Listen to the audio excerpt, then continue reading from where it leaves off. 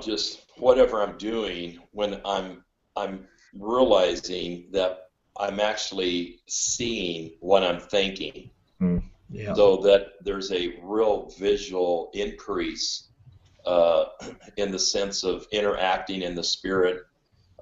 Just like I might just take off writing, and all of a sudden the whole visual aspect of that will just rise up in me, Yeah. and I'm really enjoying that.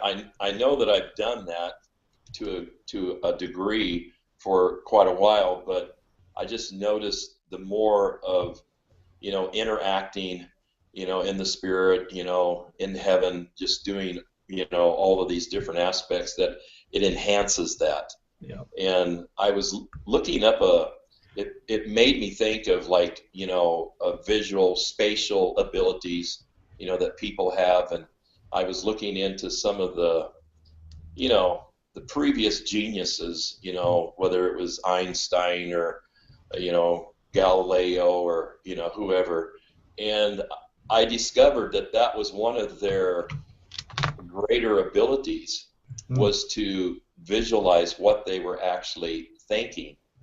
And also it reminded me of you, in the sense the things that you've shared over a period of time, where you just, partly what causes people to drop off is they don't continue. You have to just stay at it. You got to keep doing it. And I realized one of the traits that previous people had, like Einstein and others, is that their genius came more out of just, they kept on doing it again and again. So they might have not really had genius in all of those attempts, but because they stayed at it and pressed into that, then the bigger picture developed, or the bigger discovery came forth. And I just thought that was really powerful, in the sense of, obviously God giving them an ability, giving everyone the ability to, just begin to really, in the sense of embracing, what He's put in our spirit, and develop that and work that again and again and again.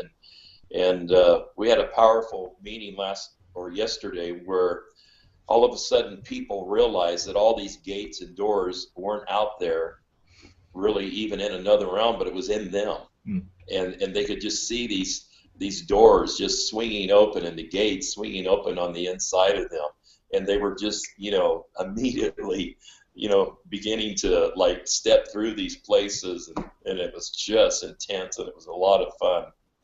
But I've noticed the people that, even in areas of Hollywood, that I've been meeting, I think a lot of their ability to really start stepping into the things of God and the Spirit is because of that ability to, uh, just to see it, and not just hear it, and therefore really, in, like, oh yeah, I see that, yeah, I can do that.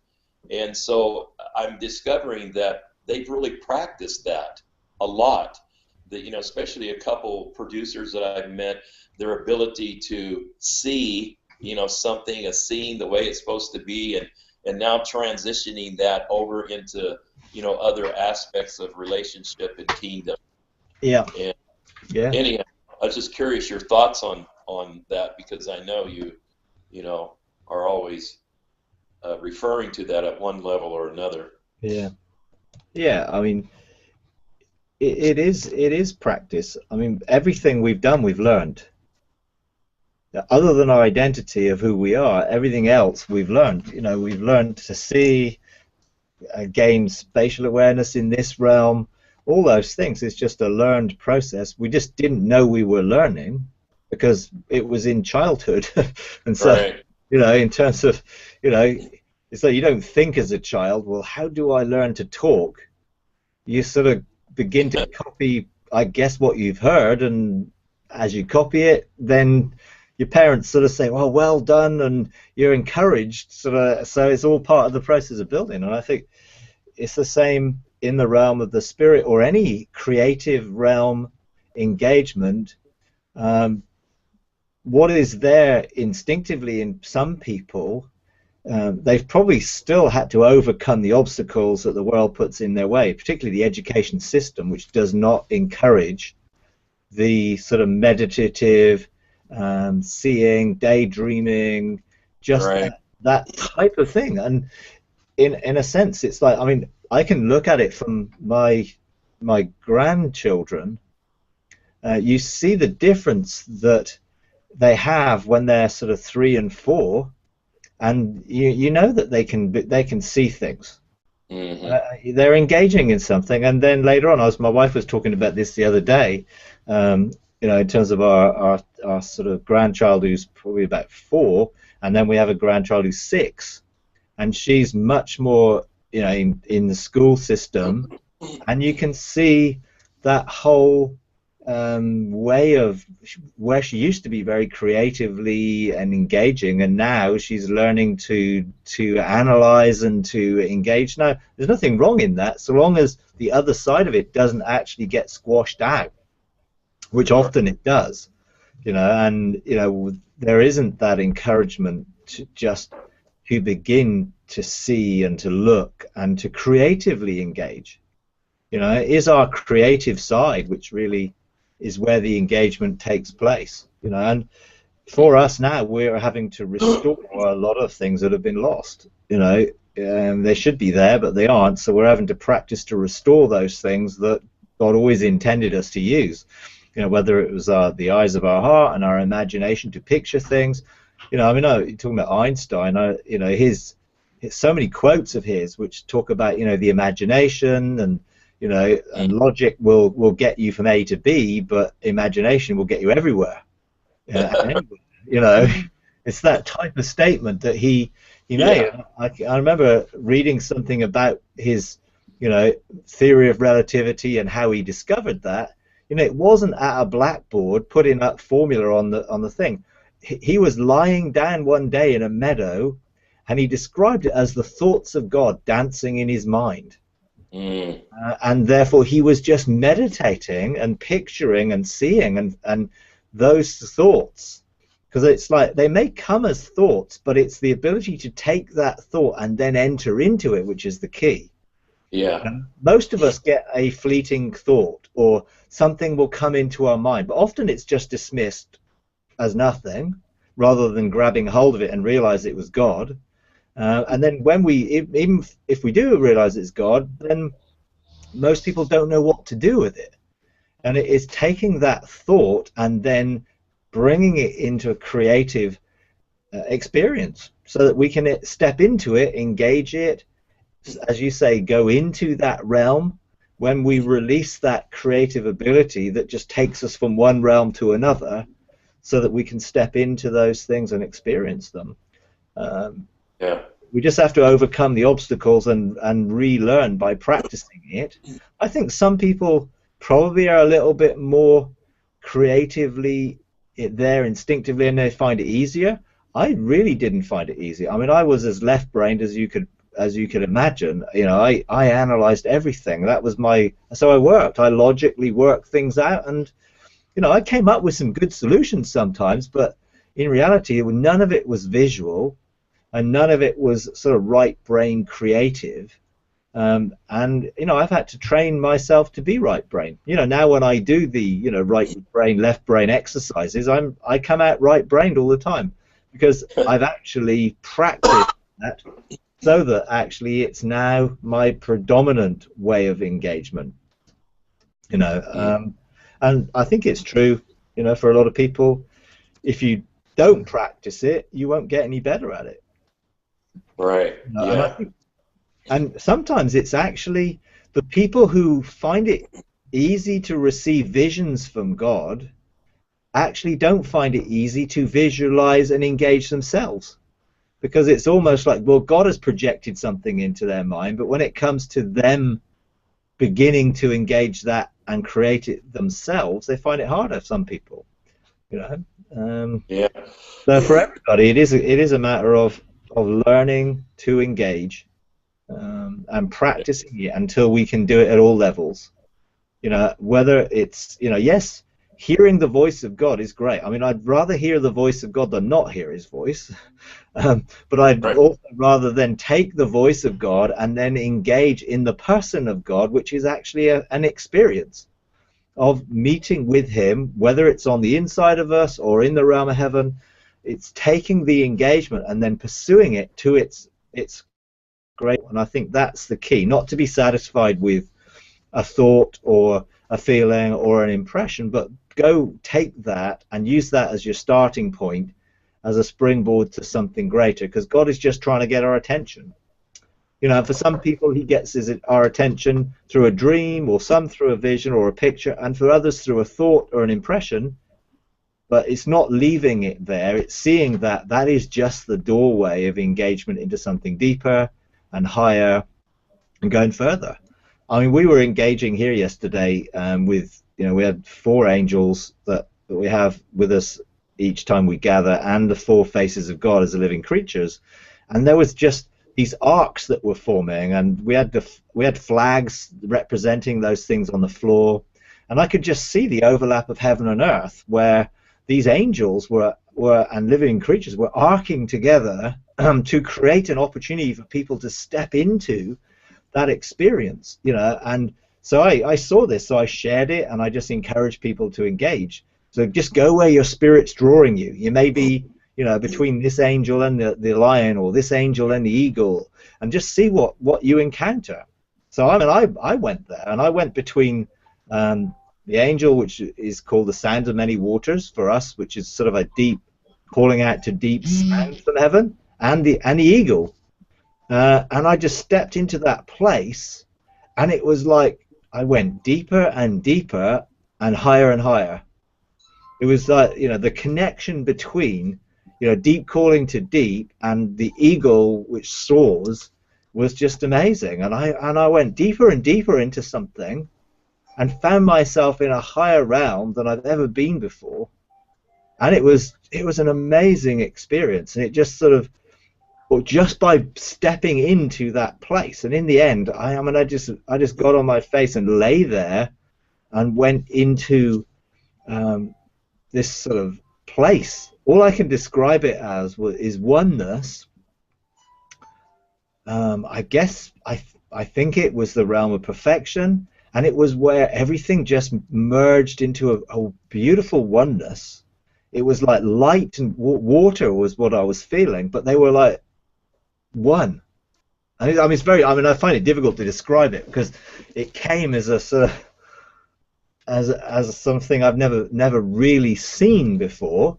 Right. And it was color and shape and just all the senses all mixed into this oneness of being in this place of perfection. But I got it by going deeper into a place that I'd been before. And I'd been to this place where there was waterfalls falling into this place in the garden in heaven. And I went deeper and deeper, and I went past. I just felt drawn to go past the place where I normally engage there, because I'd never realized there was a place past it, because I've always been caught up with what I've seen in this place. So I went deeper and went deeper and deeper into something. And I guess it's been my experience really recently. By pursuing something and keep at it, there are so many deeper levels to it.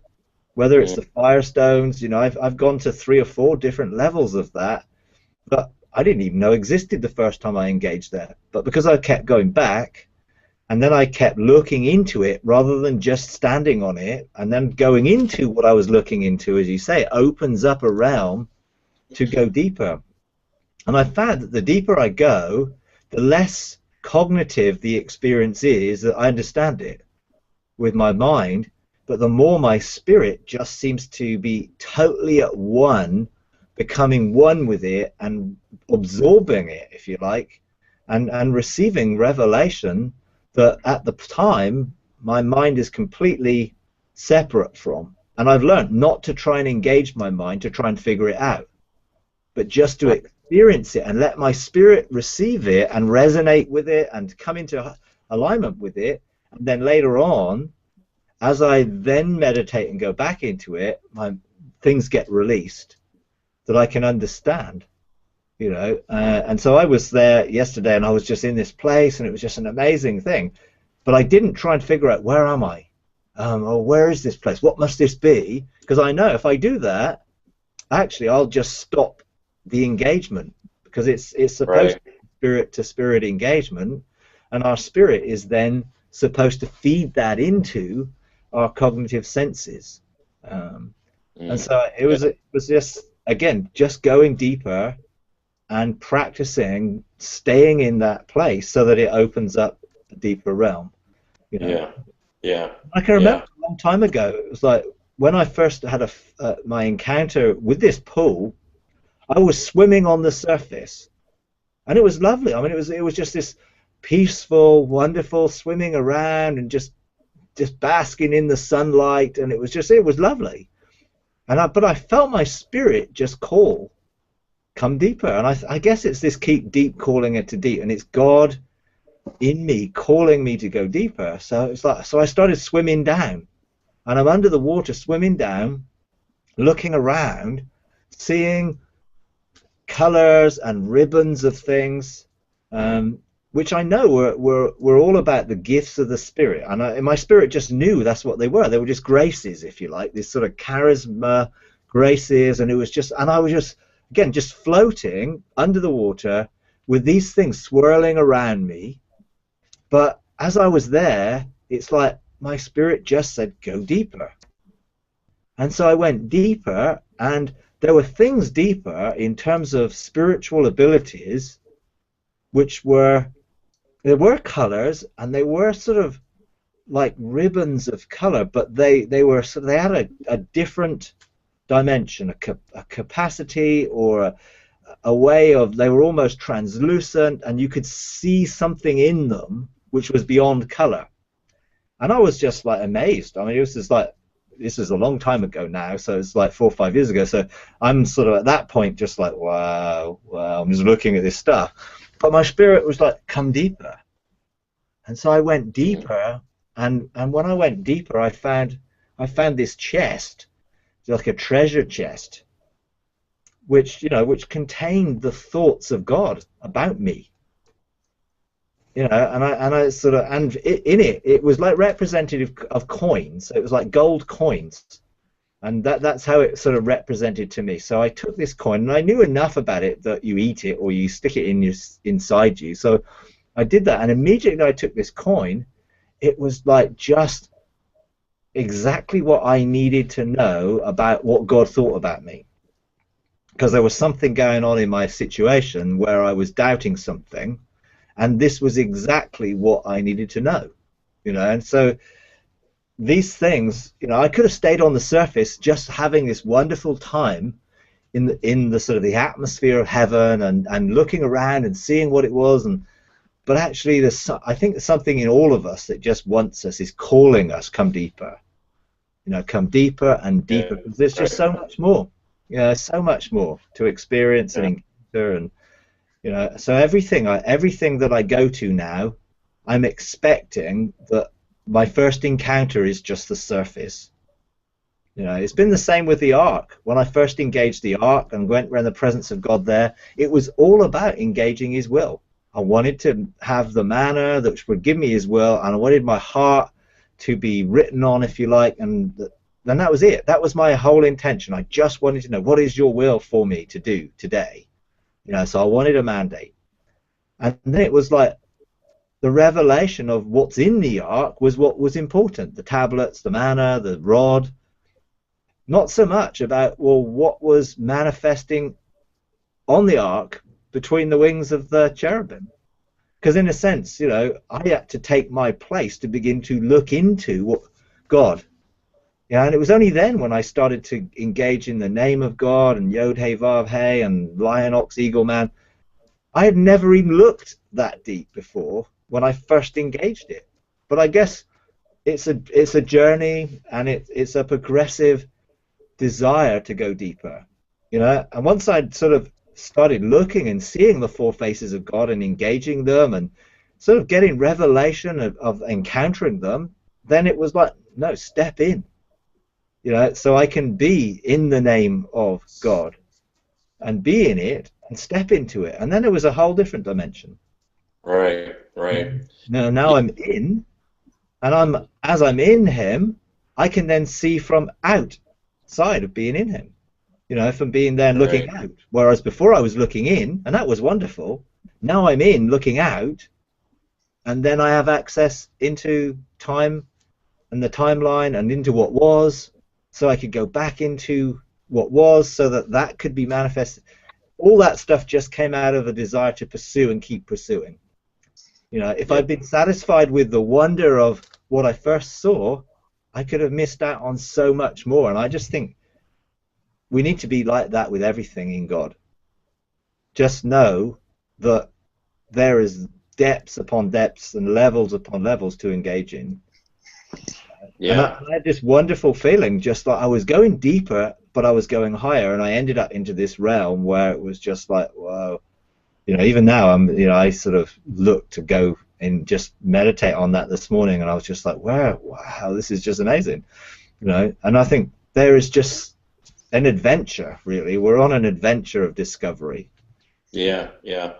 I found that I was sharing with the people yesterday about an experience I had where the Lord, I heard about the report, of Japan having this earthquake recently.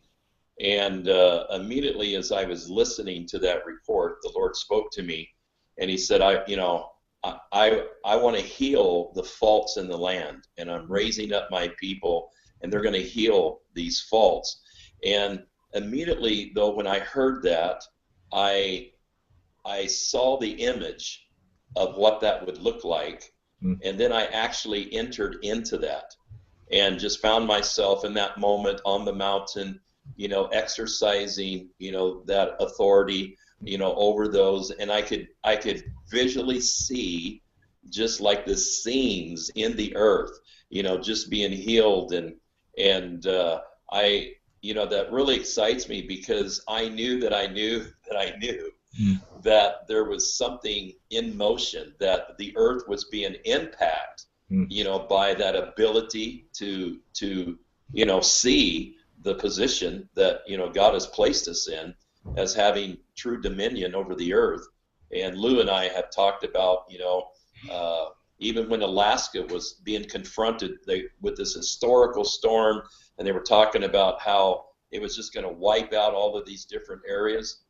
When I heard that, I was not even in a place to where I wanted to go into that place in the spirit to occupy, but my spirit was pulling me, Mm. to rise up, extend my scepter over that. I Yeah. was sharing that with Lou and others. And so, we've just been kind of moving more intensely into what you would call the bench of three. I think it's Mm. probably the bench of six now, but but the point is that, Mm. just knowing that we can just step into that at any moment and really exercise that authority Mm. in the sense of what implement in the earth. And so it's just all my point is that the sight, the hearing, the interactive with that was always meant to be a marriage, was always meant to work hand in hand. And it just seems that we're progressively one step at a time, Mm. building our way up into it, and really engaging. So that's just a whole game change. The more you uh, the more Mm. realize, oh, what is there. Yeah, absolutely. Yeah. I have been engaging in some things. I guess engaging with the sort of the protocols of some of these things in the realms of heaven and the chancellor's roles in these and the houses that are in heaven. And one of them is called the affairs of the nations. And I've been in there a few times recently and met other people in there. And this was something very similar to what you're describing. It's like I saw a map which was shifting, and God was moving things on this map and bringing things together to restore and to bring it back to its purpose.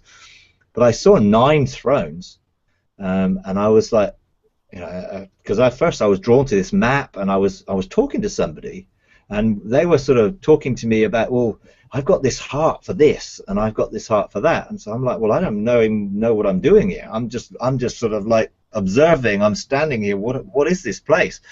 You know, I said, well, where is your heart? And they said, well, it's the nations. You know, and I was like, okay. So I carried on looking, and I saw these 9 thrones, and the 9 thrones were empty. But I knew that there were thrones that were being prepared, and I knew, and on the thrones there were all that was needed for each person that would be on that throne. And so I asked wisdom, what are those thrones?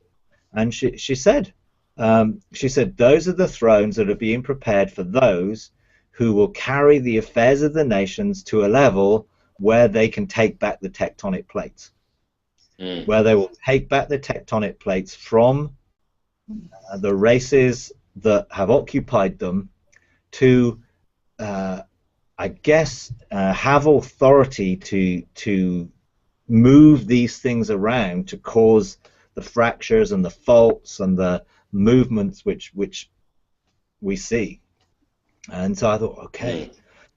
So I think people who are having the experiences like you've just shared, I think some of those people are the people God is preparing, you know, to take that governmental authority and to take back where we actually control those things. And we have authority over those things. And literally, I saw this whole map. It's like all the sea and the distance between the land masses was just starting to disappear. As the land masses just started to come together, and there was a sort of a unity starting to take place where governmental spheres across parallels around the world all started to shift closer together and start to function closer together in authority. And I see, you know, God raising up these authority places to begin to administer this sort of level of government. You know, and it was a really active place. It's his life. When I went there, it's like, hey, there's a lot of people being drawn here. And I've spoken to people who've been there, didn't know where they were, just knew that they were drawn because it was something to do with nations. So I think God is really starting to stir people towards this, to prepare them for a level of government which is beyond what is being shown right now. Now, it obviously is going to need to be able to shift that which has been occupying those things for a while. So, you know, the weapons of authority and identity that's needed to deal with something that's been, you know, essentially ruling over those tectonic plates for a long time is obviously going to be important that people know who they are to be able to deal with those. But, you know, a lot of these things God is beginning to establish in preparation for what's coming. So, sounds, you know, your testimony is, you know, sounds exactly the sort of thing that more and more people are beginning to have because they're being called into these governmental spheres. You know, and even though we might not understand, and it's our spirit just is drawing us to those things because it's people's destiny to be involved in that. So, you know. Yeah, and I realize more and more the importance of that intimacy as being a real solid foundation to support all of that activity because of just what you described. I do sense or, you know, realize a greater conflict that every time you occupy those places, every time you move into those realms, there's just you know, a greater intensity of conflict on, you know, on the other side of it. But the relational aspect, to whatever degree that is the determining factor. I mean, that's what I'm realizing, you know, even in me, to the degree that that is developed, you know, in me, and that I nurture that, you know, it is less conflictive. Even it's like you can have conflict and you're not in the conflict, but yet it's there. But, you know, it really serves as a huge buffer, so to speak, you know, and so, you know, that really draws me, you know, deeper into that. I noticed lately you were talking about like over this period of time, the Lord drawing you deeper into a level of intimacy, to where, you know, you just been feeling, you know, just like this pull and just really having these experiences. And I really feel that that is part of, walking in those greater aspects, because it's actually required, to sustain that. Yeah, yeah. Because we have to be in Him, and we've known what it is to be in Him theoretically, or because the Bible says I'm in Him, or I'm seated with Right. Christ in heavenly places, or my life is hidden with in God in Christ, that type of thing. But it's actually the reality of it.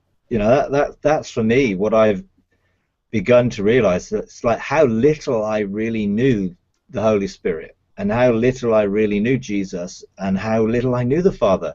Even though I've had many encounters with them, it was almost like a lot of the encounters were about me knowing things and giving revelation of things rather than knowing them, and really having that deep intimacy with them and understanding their nature and character, and knowing who they are. And as I've sort of taken that, sort of being baptized into them, into a new level of experience, it's like being in them. It's like we're clothed. When you talk about a buffer, when we really know that we're in the Father, and we're in Jesus, and we're in the Holy Spirit, it's like, therefore, we have the armor of light, and the armor of righteousness, and the armor of God around us. So we have the three sort of layers of revelation, or the skins, if you like, as Ian Clayton puts it, of the Holy Spirit, and of Jesus, and of the Father. And it's almost like when you're in them, it's like, who can touch us?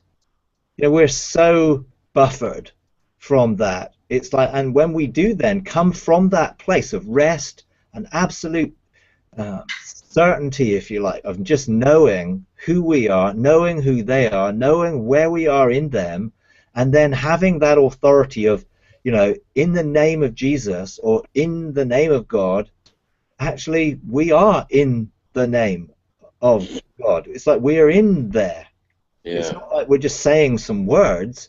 We are in there. It's a positional place of governmental authority, coming from an absolute peace and rest of knowing this is who I am, this is what I've called to be. And it's like Jesus said, learn from me because I'm gentle and humble in heart. He knew exactly who he was, and yet was totally at peace and at rest, only doing what the Father was doing, of being in the Father doing his works in him. This wonderful sort of I am experiences. I'm in the Father's in me, and now we're going to be in you, and you're going to be in us. And there's this amazing sense of depth to that, which I'd never experienced. I thought I had, but until I stepped in and went deeper, and just continued to pursue the relationship and be embraced, because it was like first love was a transition point for me into what I should be doing, rather than first love is just the place where I just want to be. And so, that I was embraced by God in the Holy Spirit, Jesus the Father embraced me, surrounded me, and I couldn't get away. It's like I just could not get away from that. And that was what really took me deeper and deeper. And I thought I knew, but the more I knew, the less I know.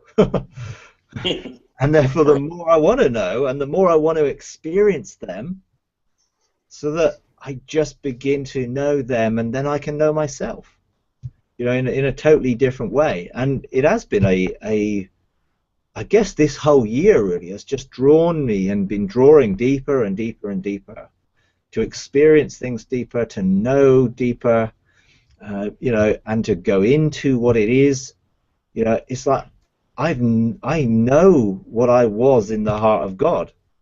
I knew my destiny scroll. I knew some of the things it said, but actually now I've been into the heart of God, and actually the thoughts that created me and inspired me to be, I've connected with. And it's just like, wow. you know, and it's still an active process. You know, it's not just, oh well, it is, it's was and is and will be. I mean, it's just an active, continual cycle of me becoming that. But in cooperation with it, it's like I get to participate in it. I mean, that's the wonder what I've seen. It's not a, well, oh, this is all mapped out and it's just fate. My relationship actually leads me to be involved in the process, to write the future from being who I should be. You know, it's difficult to describe in one sense, but the more I've engaged in the depths of intimacy with God, the more I realize that I'm destined to be part of that. It's almost like God is totally complete in himself and yet has chosen to involve us as his children in it. And the wonder of that, I guess I'm sort of it's just a wonder. That just whole thing, how God would choose us and entrust us the process and being involved creatively in what will be is just an amazing thing. You know, I just find it, you know, a really amazing thing. You know, and the more it's drawn me deeper, the more amazing it feels. You know. Right. So, yeah. I had a wonderful experience driving down from Washington to California because there was a weather forecast of rain the whole drive down, and I did not want to do that. And so I envisioned in my car just being dry, like the sun was over my car as I drive, and then I'm thinking, forget that, I want it to be dry all the way down so that the road would be dry. And sure enough, as soon as I got here, the storm hit behind me, and it closed the pass down with snow and rain, and I got here just as I had envisioned, but spoke it out into existence, which was different than what I used to do. I used to kind of beg that would happen instead of yeah, instead of taking authority over it. And just like Mike said, so that those little things build up the confidence that I have to do bigger, engage deeper things, and these are my little stepping stones to give me confidence in what's happening around me. And then I also prayed, because California's in a huge drought, that this season in California would be restorative with the water and fill the lakes. You know, I just drove down to Bethel Church, and of course the lake is just a river running through it. And so with this storm, it has snow on the mountain, and it's been raining, and the trees are just like so happy and singing because they have water. And so I'm seeing even more, not just my trip, but I've been praying over the land, the restoration of water and the resources, and that it would come in normal cycles, not like Buffalo, where they have too much snow. I want it to be a nice transition that the ground can absorb everything. So it's been nice. My little stepping stones and my confidence in my relationship with God is growing. That's awesome. Awesome, yeah, absolutely awesome, yeah. And it's just expanding our expectations of who we are in that governmental level of authority. I mean, we used to pray and ask God to do these things. Will you? And as you say, almost pleading with Him, please, please. And He was always saying, "I've given you authority to do it as my children." And so much of the church just sees God so separate from them that they're praying to a brass heavens. It's like they don't really believe that their prayers are reaching God in one sense. Rather than, hey, let's go and visit Him. Let's go and talk to Him. Let's go and engage Him. Let's experience His presence and know Him. rather than, well, no, we're just separate. Heaven is just so separate, and we can't engage God like that, you know. And I just love how God is opening up these things, and as you know, the stepping stones that you're taking is great, isn't it? I mean, it's just imagine where it's going to be in 12 Mm-hmm. months time, or a few years time. It's just as we learn and are faithful with those little things, and for some people they're huge things, but actually for God those are just the little things that He's just giving us tasters of, and an opportunity to be faithful with those little things so that He can entrust us with much. Yeah. So Yeah. that we can begin to change the affairs of nations and begin to shape history and to begin to reorder things and to have dominion that brings blessing and favor and those types of things. You know, not to say that there won't be conflict. I know that the enemy is not going to just give in. So yes, we're going to have to exercise authority, but actually when we know the authority and we know who we are in it, actually, it's almost like, as you say, the conflict isn't really there, No. because the enemy just can't deal with when we know who we are, which is why he's done everything he possibly can to keep us from knowing who we are through our whole lives and through the whole church, and to keep people from that place where they really know their destiny as sons of God. So yeah, I mean, it's awesome. Yeah, awesome testimony. So. When I was in LA, I spoke at Amy Semple McPherson's temple thing that she had built, you know, and it was great being there. But just in line with the rain, I prophetically declared, the Lord showed me that there would be a rain, a historical rain that would fall in California, not just in the wintertime, but in the summertime, so that it would like, in other words, it's like, you know, there's a season for something in the natural, but it was more of a declaration that even when it seems like it's most unnatural time, that's when you will see the greatest fall. And so I just felt like it depicted a time in the spirit, you know, where we were at in the kingdom of God. So anyhow, so that's pretty cool. Like hearing that. Yeah, awesome. Yeah, very good.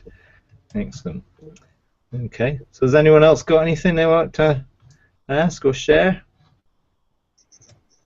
Well, I'm going to continue from 2 weeks ago. You were doing the meditation on deeper love. I so appreciate knowing that, you know, for the last couple months you've been going to different levels, and right in the middle of meditation, the entire network of the county went out. You went away, and but I continued on my own in the vein that you were guiding us through, and I had this encounter with Jesus that we were sitting across like a little coffee table together, and I said, I really want to know the depth of your love, and he looked at me and said, asked me twice, like, do you really want this? Emphasize really, and I was like, yes, I really want this. And so he took his finger and he put it down the crown of my head and touched amygdala, hippocampus, part of the brain. And I thought, well, that was weird, because I thought he'd touch my heart or something, you know. But at 8 o'clock, it was time I had to go to work, and as I'm driving to work, probably within 5 miles of home, I was completely undone. I was like, this love just washed over, and I was bawling. I had to pull over. I couldn't see the road. My wipers on my eyeballs weren't working, and I was that day was completely undone. But there, since that that encounter, just, it's like my sensitivities are open and engaged, and so new levels. So you really imparted through exercise, different levels with myself. So thank you. Okay, you're welcome. I think it's pretty good there as well to see that it isn't always at the time when the most happened, because you wouldn't have been able to do that at the time. And I think God knows, if he touched your heart at that point rather than touch what he did that later on triggered that, then he knows exactly what he's doing in those things. It's pretty good. I love the sort of stories of testimonies of encounters and what God does, because quite often we sort of we go to places and I never get to hear really what happens in people. It's almost like okay, but so it's really great to hear that. So excellent. Yeah. Good. Okay. Right. I had a couple days ago. Can anybody hear me? Yep. Oh, you can hear me. Okay.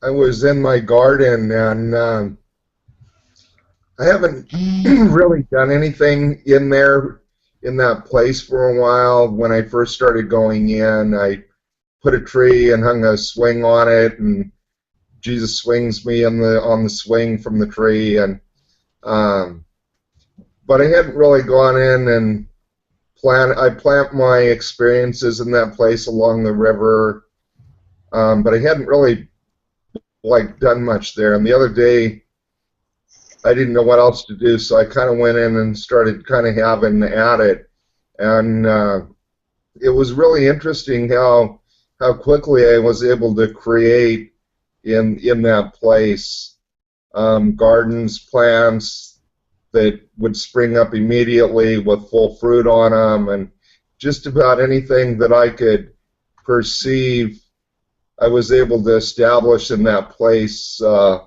Full arbors of grapes, with the trellises, just about as fast as I could consider it, it would be established, and I could pull the fruit right off and eat it, and so I was having a really great time, and I'd kind of finished with everything, and I was looking around, and well, we need some rain, and it was like. And so it rained in the garden, and it was the funniest thing because all of the roses,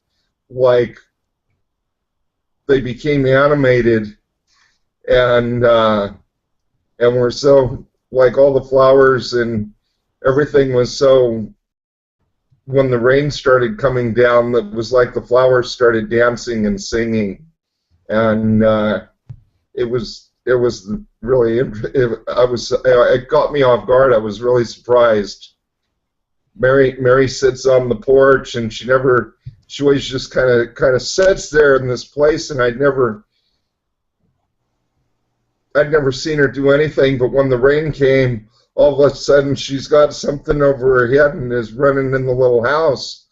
And anyway, it was kind of a really neat thing. But I was so fascinated with how easy and quickly and effectively anything that I could see, anything that I could conceive, was able to. It just was. It was great fun. Yeah. But that's the place where we practice, because we tend and cultivate it. And it's our garden, it's our place of intimacy, our heart. Obviously the river is supposed to flow into and then flow out of to engage the world. And so what we create there and the desires that we create there, our creative desires, are actually part of the terraforming of the planet and bringing the planet back into order. And we get to do it there and release our creativity there so that it can come through us, so that eventually you'll be able to do that in actuality. When we need that in the city of refuge, let's say, and we need this water and we need that and we need this, actually that's what we'll do. We'll shift the mountains out of the way to make a flat area. We will, have the water course going this way so that we can have energy, and we will have the authority to be able to bring what was the garden, which, if you think that's what they had, to tend the garden east of Eden, so that the whole world would have become like that garden. Now that garden is in our heart, we have to start there, but it obviously isn't supposed to stay there. It's supposed to then flow out of us so that we can then engage that around the spiritual and natural realms around our lives. So it's awesome. And I think, you know, I would encourage people to cultivate and tend that garden, because we can do all sorts of things in the realms of heaven, and you know, and following the pathway of responsibility is wonderful, but actually the pathway of relationship, which is where that creativity comes out, reestablishes our connection with creation. You know, that we're supposed to be connected in such a way that we steward it, and we manage it, and we bring blessing into it and through it.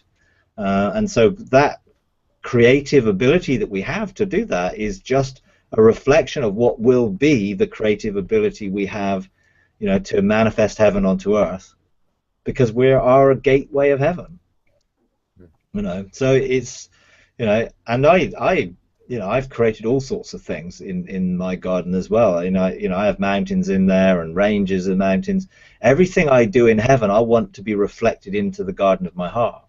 So then I can then reflect that out into the world.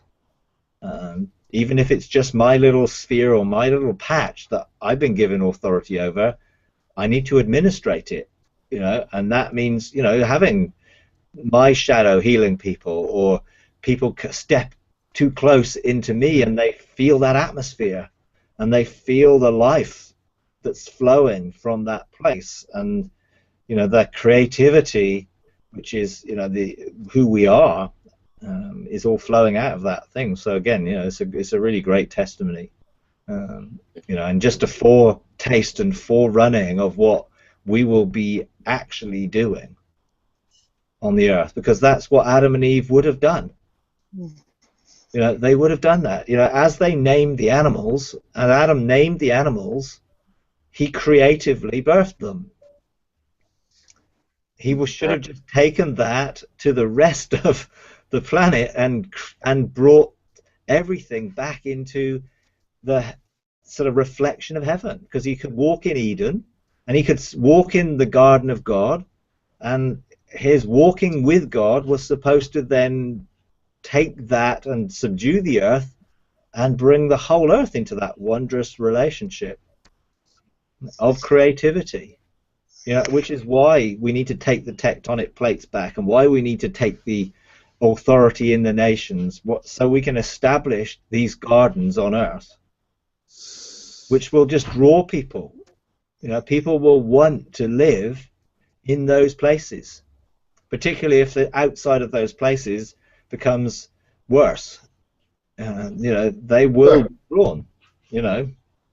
So we need to learn how to be creative and to release that spiritual creativity to change things. You know, whether you call it terraforming or heaven forming or whatever it's going to be, it's going to be to bring, you know, the paradise of God's garden was always what earth was supposed to be like. Yeah, yeah. Not separated, not divided, not countries and land masses split apart, but actually one place, which would be the garden of God. You know? So yeah, I mean, it's awesome stuff. So yeah. Very cool. I've got to run, but it was great being with all of you. Yeah, sure. And I'll talk to you later. Okay. Bye-bye. Bye. Okay. So I got time for, you know, any more? I mean, I got a few minutes. So don't know if anyone else wants to share anything. I had a question on we were talking about spatial, you know, being able to imagine and visualize in our mind, and I was kind of working something out in the last couple of days regarding the menorahs, and in a couple of the pictures they were kind of sideways, and so I've been kind of working this whole thing out in my head, and and so I ended up with four menorahs, and all kind of concentric, so that their circles all line up, and I thought, well, that was really nice, and I started, considering the lion, the ox, and the eagle, and the man in each one, and I'm looking at this thing, and I thought, well, okay, so now it's flat like a sheet of paper, and I didn't really like the way that it was kind of flat like that, and so I thought, well, I need a couple more on the front side and the back side, and so when I did that, I ended up with kind of more of a cube that I thought was really nice, and so, but then I started, running the yod hay, vav hay, but it didn't wrap all the way around it, and I remember in one of your videos, Mike, it was yod hey, Hashem, vav hey, and so I started, and so I tried that. Well, I had it backwards, so I'm doing the yod hey, shem ha, vav hey, and I'm thinking, well, this kind of works, but I had it wrong, and then I said it. I managed to get it right, and boy, I realized real quick I had it kind of right, and I got up and I looked, but I just kind of wanted to run that by you because I don't want to be doing something I shouldn't be. But I was kind of having a pretty good time with the whole thing. In fact, I even built it out of I made it out of paper. Yeah, well, it's trying to perceive a multi-dimensional environment, and we've actually last Monday we stepped in as a group here to engage our book, our scroll, and 4 people out of the 12 that were stepping in all saw something similar. A multi-dimensional 3 times 4 times and all this, and it's like we all drew it. I mean, we sort of tried to. I mean, my drawing was just rubbish. I mean, it was just like, I just couldn't get it. I just couldn't get it to look. But I knew enough. And then when I saw someone else's, I was like, oh yeah, that was another aspect of it, and that was an aspect of it. And actually, this understanding of the dimensions and how the dimensions work together and how they unfold, and how they entwine with one another and how the dimensions cross. I mean, it's I go for it. I mean, you're not doing anything wrong, that's for sure. Trying to actually visualize it's more because it's more than 3 dimensions. I mean, putting it onto a one-dimensional piece of paper is one thing, and then trying to say, well, what does that look like in 3? But actually, we're talking about 6 dimensions at least. Of how these things interact, and I think when you see things like on Wisdom's Heights, you get where the paths meet, and there are doorways there, and there are intersections, and you have the way. That's a description of what you're describing, and there are doorways of intersection and connections in dimensions when these things start to interact and when we begin to engage with them. And I believe God is unveiling that, and those who are really creative and can draw it or make it in paper is wonderful. Actually, what it represents is what we can do when we engage it in the realms of heaven and it go into those dimensions and engage where intersections take place. And as I shared earlier, this was something what was going on here on Sunday. Whether an intersection took place between 2 angelic beings, it just opened a doorway of engagement, because an arc formed, and I just come into agreement. It was just like, look, form an agreement with that arc to form a governmental place where you can engage, and people began to do that. So it sounds excellent, and I think there is this unveiling of what this is. And I think for you, we started off with sort of how creative people and people like Einstein saw and visualized things, and that's what you're doing. You're visualizing something of the dimensions and multi-dimensions of God that interact in positional government and places of authority and access into dimensional realms, which, you know, once you start to see it, then you can begin to step through. So that's the thing. What I'd encourage you to do, actually find out where some of these things interact and just engage in it and see where it ends up. See where you go. See what's there. You know, because this is a place of exploration. You know, we can explore these places and we can engage in these places. Yeah, great. I mean, it's awesome. I think, you know, I mean, I wish I could have. When I started to see it, I just couldn't get beyond knowing what it was, and I couldn't draw it. So I was, again, trying to, as you say, trying to put something on a piece of paper which was dimensional. It's really hard to do, isn't it?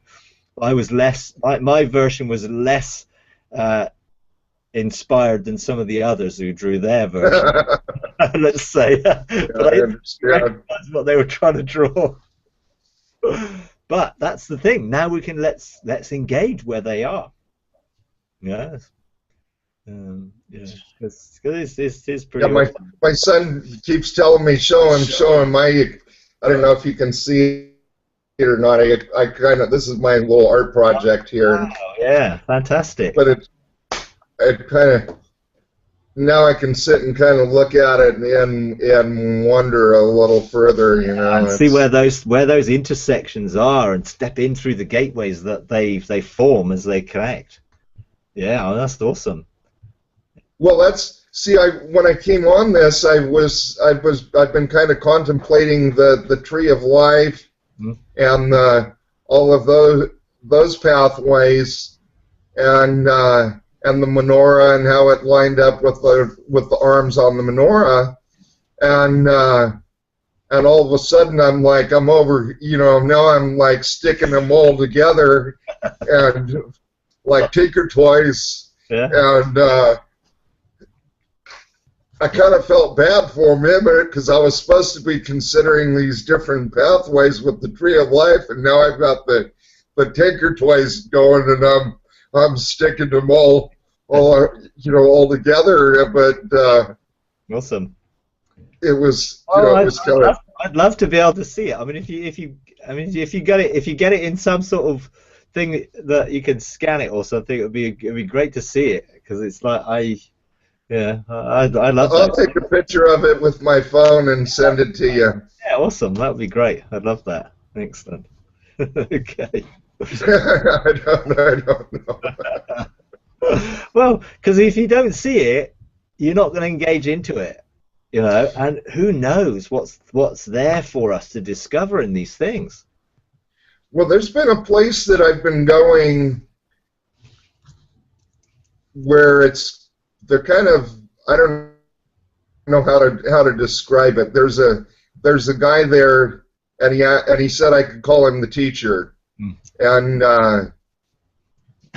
so, and it's kind of, there's a lot of like old Hebrew kind of type of stuff going on there, and and so I run in there with this thing to him, and I'm showing it to him and asking him, you know, is this all right? And what do you think about this? And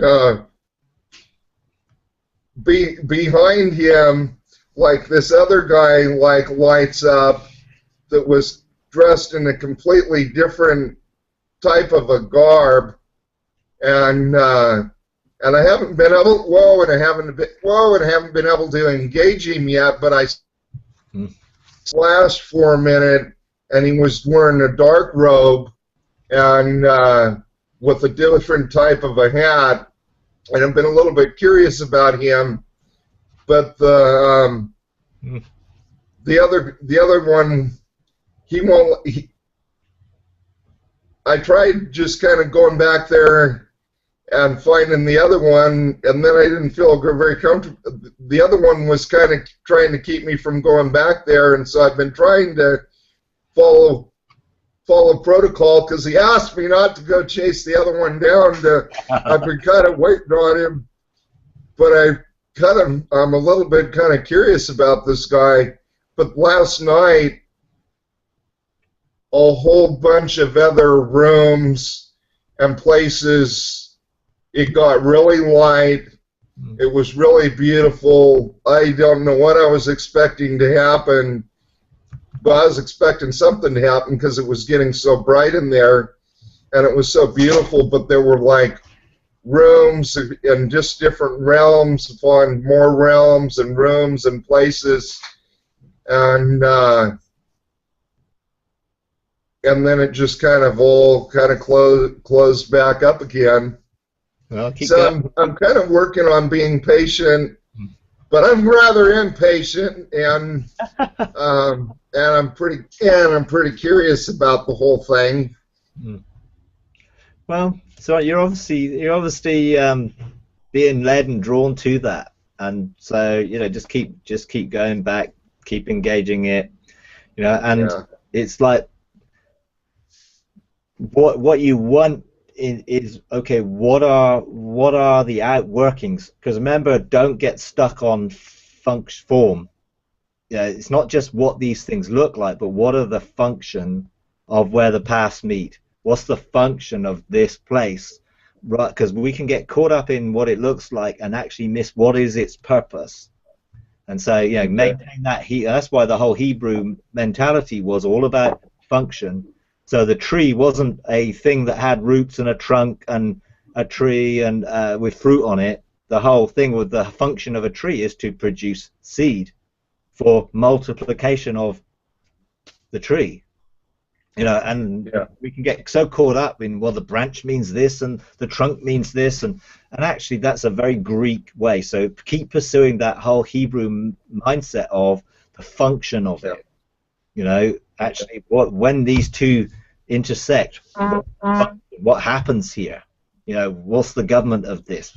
And then the protocols for that will all unveil. So it sounds pretty good stuff. Anyway, but I bet.